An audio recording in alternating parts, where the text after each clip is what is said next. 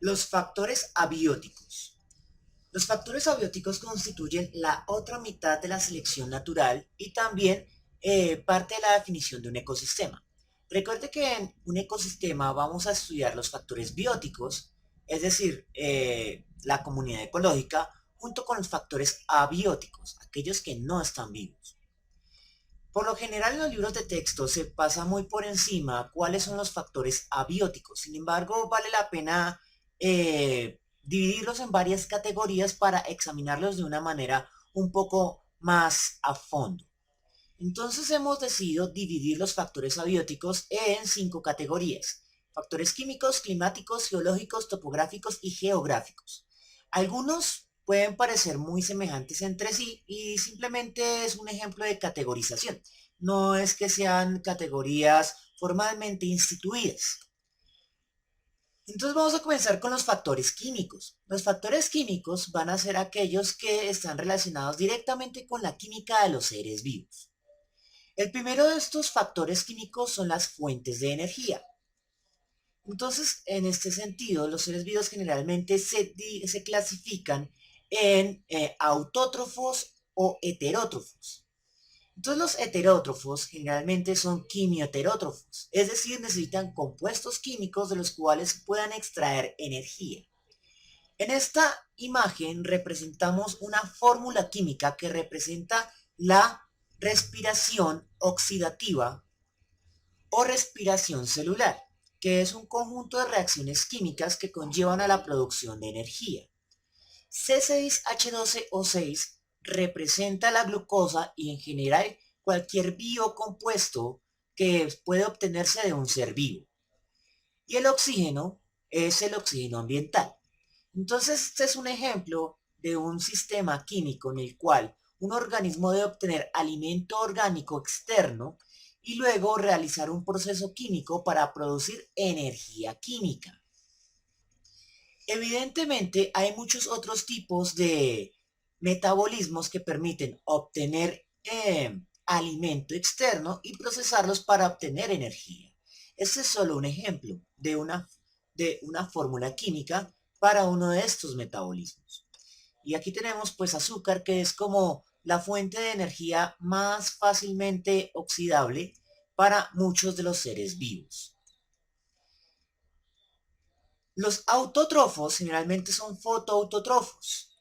Eso quiere decir que toman la energía del sol y realizan un proceso químico denominado fotosíntesis para producir compuestos químicos de alta energía, que pueden ser inicialmente azúcares, pero posteriormente se hacen más complejos, produciendo azúcares complejos, grasas o proteínas. Entonces, en ese sentido, las fuentes de energía pueden ser fuentes directamente químicas, que es el alimento orgánico, o fuentes físicas que se transforman a energía química como la luz. Otro de los factores químicos son las fuentes de materia. Y evidentemente para los organismos heterótrofos o quimioheterótrofos, esta fuente de materia es precisamente la materia que comen al alimentarse. Sin embargo, con las plantas la situación no es tan fácil. Intuitivamente podríamos pensar que la materia que ellas obtienen para crecer la obtienen del suelo, de los nutrientes del suelo y del agua. Sin embargo, esto es solo parcialmente cierto. Del agua solo toman el hidrógeno y eliminan el oxígeno por medio de su sistema de intercambio de gases, y por eso es que producen oxígeno las plantas. Sin embargo, la materia como tal que emplean para crecer y aumentar su masa, su biomasa, la toman del aire, del dióxido de carbono del aire. Entonces, el dióxido de carbono del aire junto con el hidrógeno del agua es lo que van a emplear las plantas para producir inicialmente los azúcares básicos, con los cuales van a construir los azúcares complejos, las grasas y posteriormente las proteínas cuando unen con otros elementos.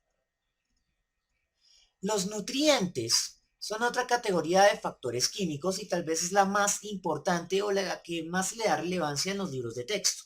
De hecho, los nutrientes, su estudio al interior de los ecosistemas, tiene su propia subsección que se denomina ciclos biogeoquímicos.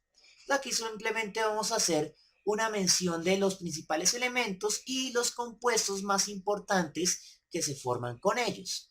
Entonces, por ejemplo, tenemos el carbono. El carbono se puede presentar en un ecosistema como carbón mineral, que generalmente es inaccesible a los seres vivos a menos que se queme.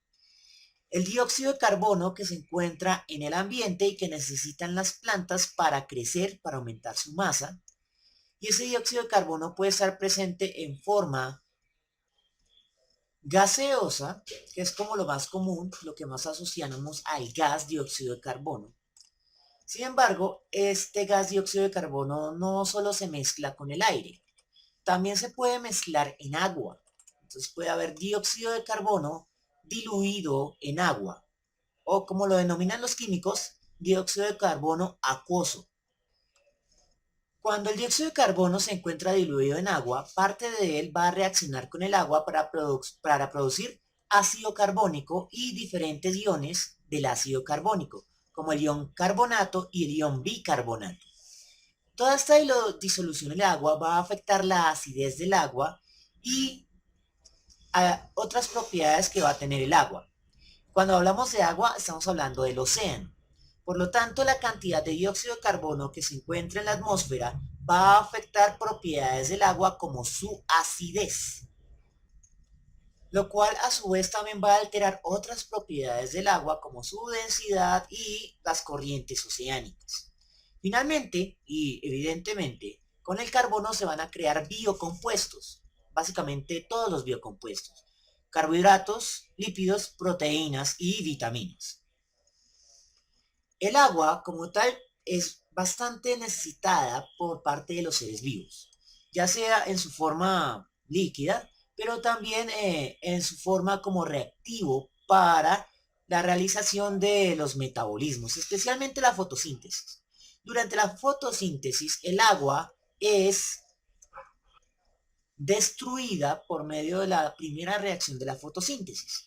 El oxígeno va a reaccionar con más oxígeno porque evidentemente en la fotosíntesis se destruyen muchas moléculas de agua y esto genera el gas oxígeno que las plantas liberan. Y las plantas se van a quedar con hidrógeno diluido en agua que va a incrementar la acidez. Esta acidez va a servir para crear una especie de biobatería en las membranas de la célula y esa biobatería, esos voltios de energía, van a ser los que permiten la producción de azúcares, lípidos y en general el movimiento energético de las plantas. Y en general, también estos protones, estos hidrógenos únicos, también se emplean para construir biocompuestos. Todos los biocompuestos, al igual que el carbono. Entonces, carbohidratos, lípidos, proteínas y vitaminas van a necesitar hidrógeno. Nitrógeno. El nitrógeno por lo general se encuentra en el aire y de hecho cuando hablamos de aire vamos a hablar en su mayoría de nitrógeno. El 75% del aire es nitrógeno y alrededor del 21% es oxígeno.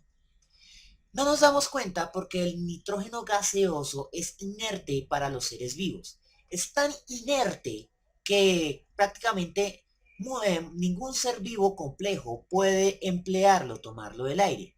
Sin embargo, el nitrógeno es extremadamente necesario, ya que con él se emplean para la producción de proteínas, que es uno de los biocompuestos que emplean los seres vivos. De hecho, los seres vivos funcionan gracias a la presencia de proteínas, por lo que la ausencia de nitrógeno va a crear una desnutrición muy grave. De hecho, los seres humanos podemos sintetizar compuestos de nitrógeno para abono de nuestros cultivos. Sin embargo, el nitrógeno que ingresa a los ecosistemas va a ingresar por medio de una relación ecológica denominada micorrizas, que es un tipo de simbiosis que creo que ya vimos en lecciones anteriores. O igual volveremos a ver en la subsección de los ciclos biogeoquímicos. Otro de estos elementos importantes para un ecosistema nutriente es el fósforo. El fósforo también se encuentra de una manera inorgánica que es poco accesible a los seres vivos y una forma inorgánica que es fácilmente accesible. Entonces la forma inaccesible por lo general es lo que denominamos fósforo, fósforo blanco, fósforo rojo, fósforo negro, fósforo mineral. Si este fósforo mineral logra reaccionar para producir su respectivo ácido fosfórico, entonces ya queda accesible a los seres vivos. Los seres vivos necesitan el fósforo en forma de ácido fosfórico para producir las moléculas de energía, como el ATP, el NAD o el FAT. En general, todas estas coenzimas portadoras de energía van a necesitar fósforo. Y, evidentemente, también van a necesitarse para la formación de muchos biocompuestos importantes. Y más allá de de estos elementos que estudiamos en los ciclos biogeoquímicos, también se van a necesitar trazas de otros elementos, como sodio, potasio, magnesio, calcio, manganeso, hierro, azufre, cloro, entre otros. Muchos de estos elementos se emplean para fabricar proteínas, que es un tipo de biocompuestos que, como se mencionó anteriormente, es lo que hace funcionar a los seres vivos. Deficiencias en algunos de estos elementos crean casos de desnutrición. Por ejemplo, la falta de hierro va a crear algo denominada anemia por falta de consumo de hierro, muy común en las mujeres. Otros factores abióticos poco comunes en un ecosistema que no es alterado por el ser humano son los xenobióticos o sustancias que no deberían estar en un ecosistema. Por ejemplo, el plomo, el mercurio, el radón y otras sustancias como el asbesto, los plásticos y los sintéticos orgánicos complejos como los pesticidas. De hecho, esta categoría de factores abióticos es tan importante que le voy a dedicar más espacio en el aula mediante algunos videos que resaltan, por ejemplo, la historia del plomo y la historia del asbesto, que es bastante importante para el caso colombiano. Otro factor abiótico y que mezcla factores bióticos y abióticos es el suelo. El suelo es una mezcla compleja de óxidos, minerales de aluminio, de silicato, de magnesio, en fin, una mezcla bastante compleja de materiales inorgánicos, pero que también tiene que tener materia orgánica en descomposición. Existen muchas categorías para clasificar al suelo y tiene prácticamente una ciencia propia, que se denomina pedología y edafología. De hecho, son dos ciencias que estudian al suelo.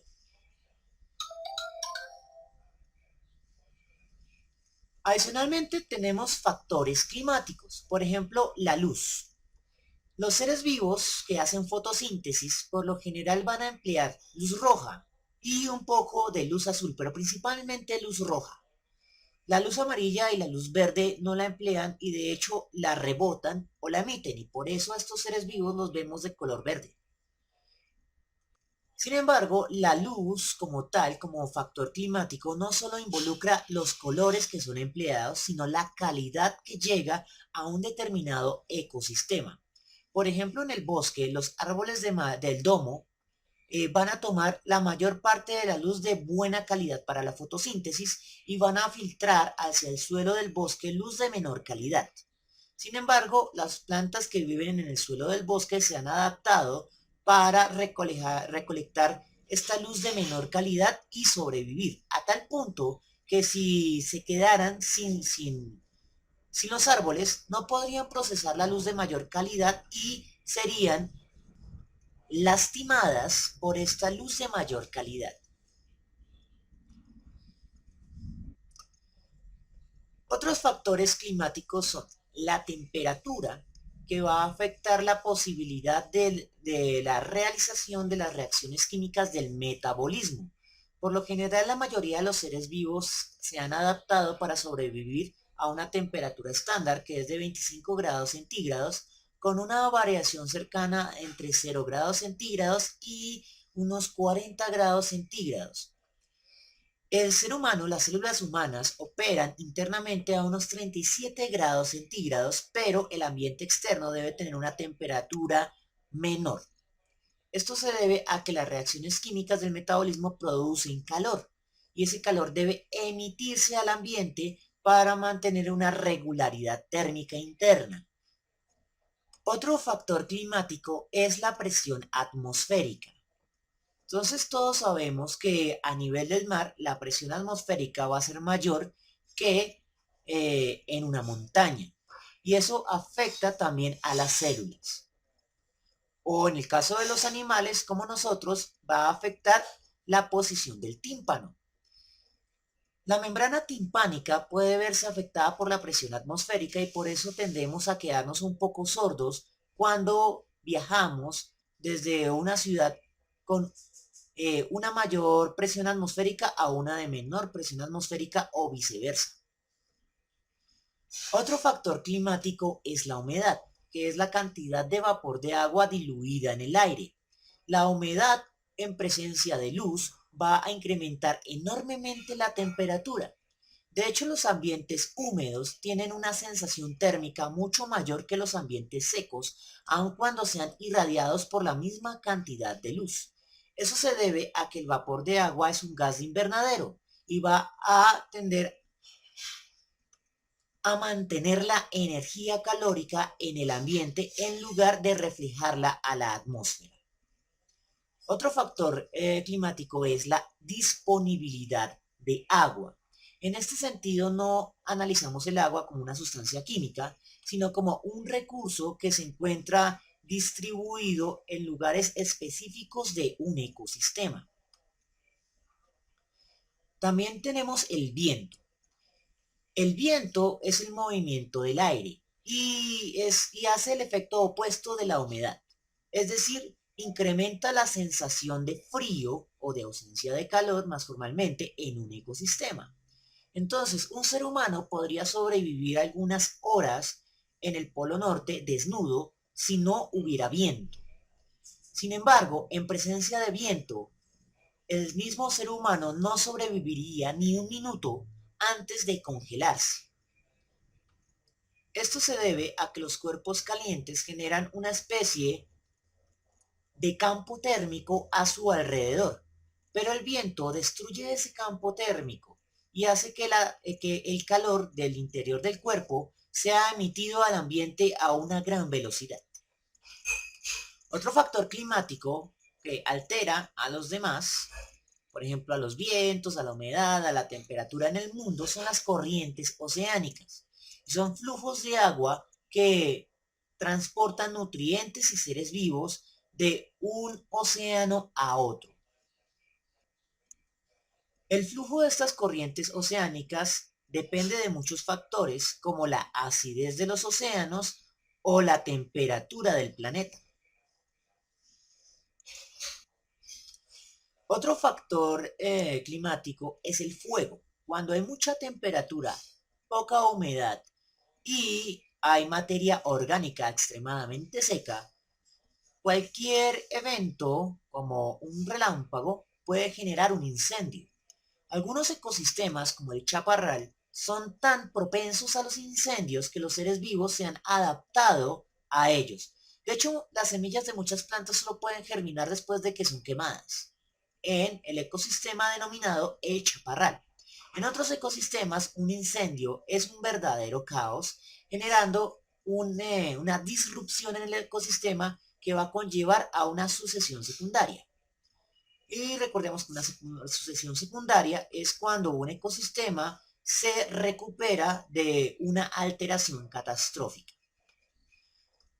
Evidentemente, el factor climático más importante es la atmósfera en general, que está compuesta por diversos compuestos químicos y el principal es el gas de nitrógeno, pero también van a haber vapor de agua, oxígeno y otros elementos menores como los gases nobles, el xenón, el criptón, etc.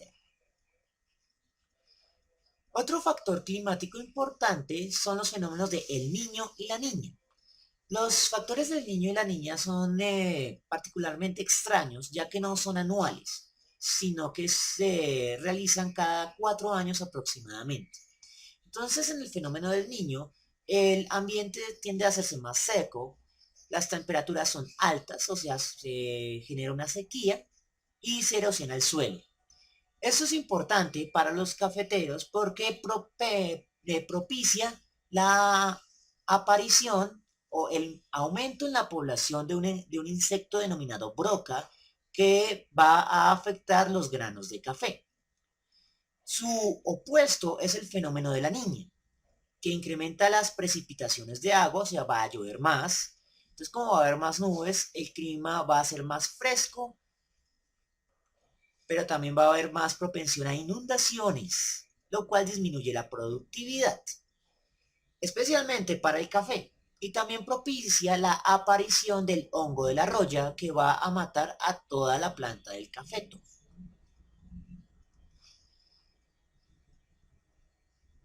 Dentro de los factores geológicos, vamos a analizar todos aquellos factores que son generados por el subsuelo del planeta.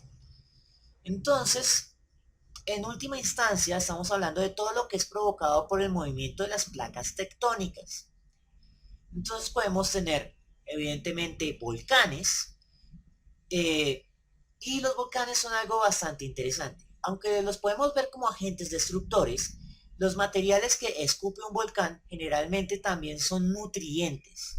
Y por lo tanto el territorio que se encuentra alrededor de un volcán, ese suelo, es bastante fértil. Aunque siempre está el peligro de que el volcán haga erupción. También podemos tener erupciones no volcánicas, sino de agua con diferentes sustancias químicas como los geysers, o la emisión de gases inflamables desde el subsuelo. Esto último era bastante raro antes de que los humanos descubrieran un método para aumentar la productividad de petróleo y gas natural en las fuentes petrolíferas. Y se denomina fracking.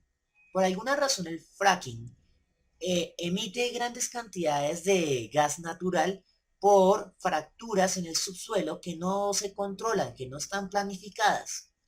Entonces esto hace que muchas fuentes de agua se saturen con gas natural fácilmente inflamable y por eso se genera este fenómeno de fuego en el agua.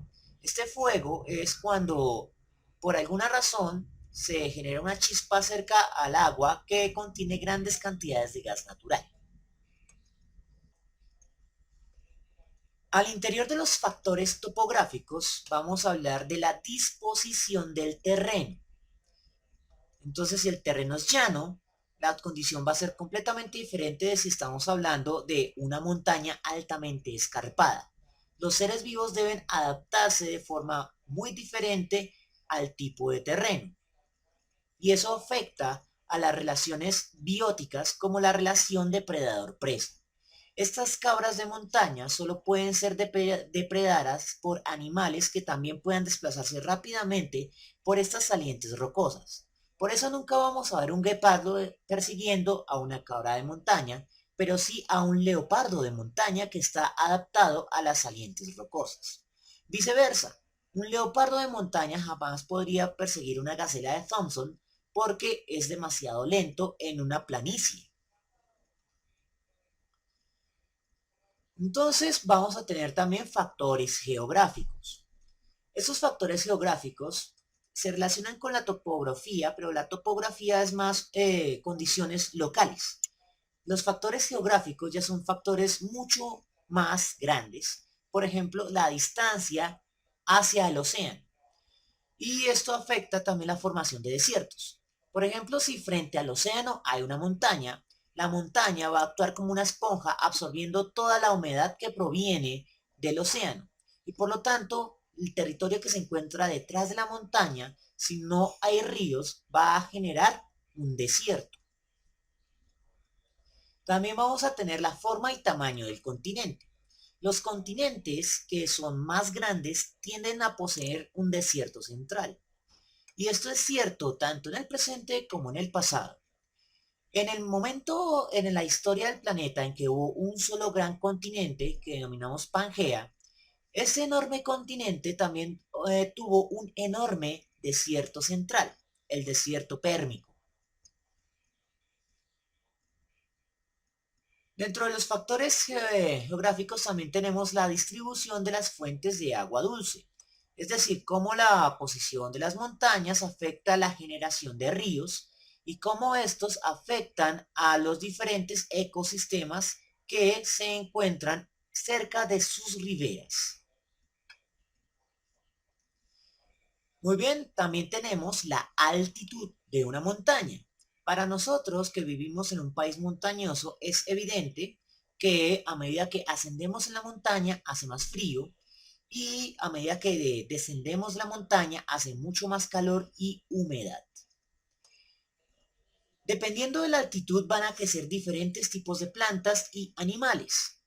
Y la categorización de esos tipos de plantas y animales fue realizada originalmente por dos autores, Francisco José de Caldas de Colombia y Alexander von Humboldt de Prusia, lo que hoy sería Alemania, pero no exactamente.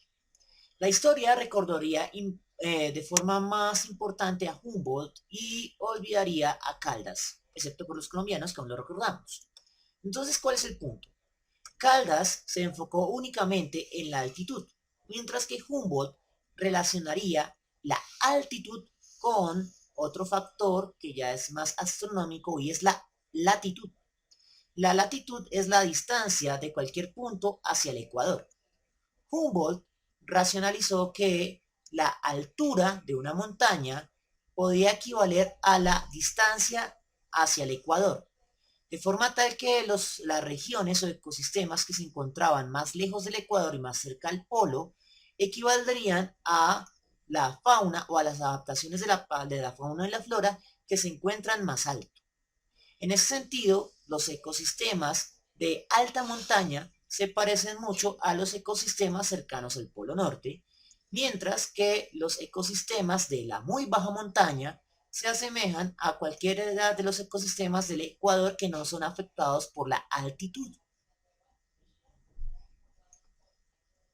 Ahora bien, ambos científicos estuvieron en contacto y se tiene noticias de que Caldas evidentemente transfirió parte de sus ideas a Humboldt, pero quién copió a quién es materia de historia y no nos enfocaremos de eso en estos momentos. Simplemente diremos que en la carrera, por ser recordado, Humboldt fue quien ganó.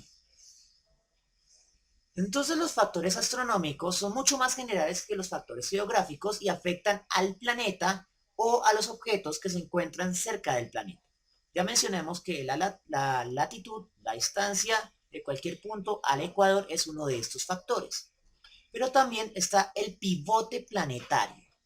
El planeta Tierra al girar gira como un trompo y genera un bamboleo que hace que el polo norte a veces esté más expuesto hacia el sol y a veces el polo sur esté más expuesto hacia el sol. Esto hace que las regiones de alta latitud hacia el norte o hacia el sur experimenten cambios en la cantidad de luz y calor que reciben del sol, lo cual da origen a las estaciones que han sido divididas arbitrariamente en cuatro.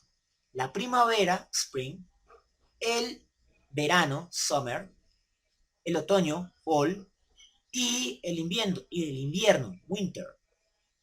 Entonces,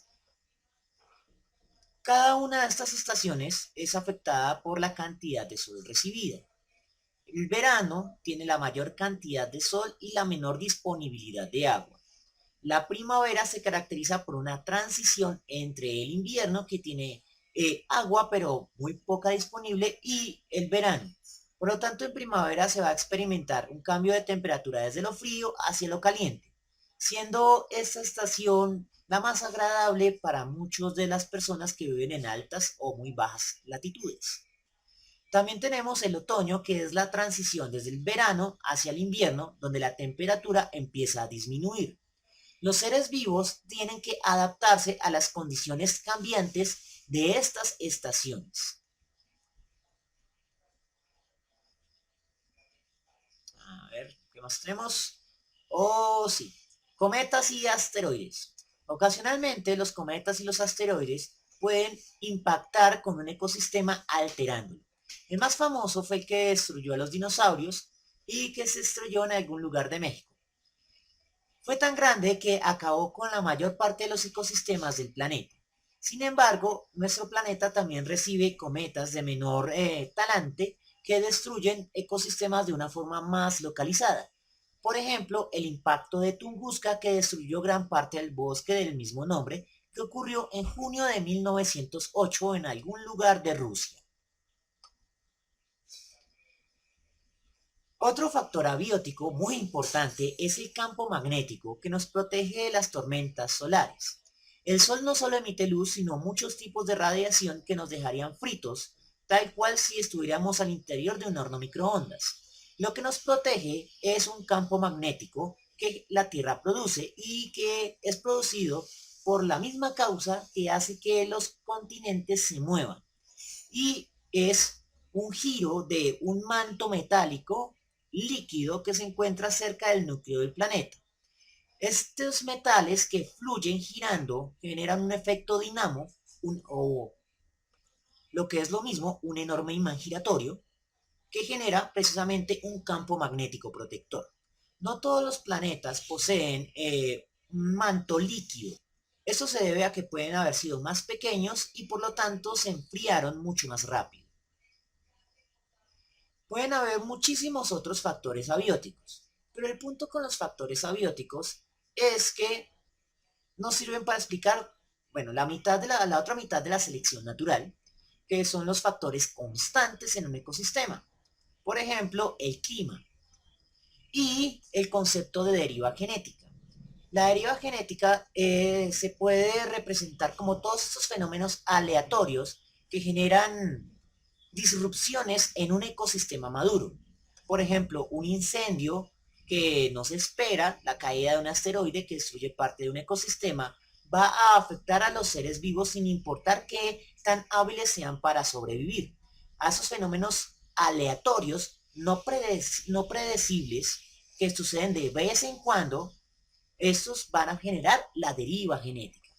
Mientras que los fenómenos que son constantes, a los cuales los seres vivos se pueden adaptar para sobrevivir más fácilmente, los vamos a denominar como parte de la selección natural.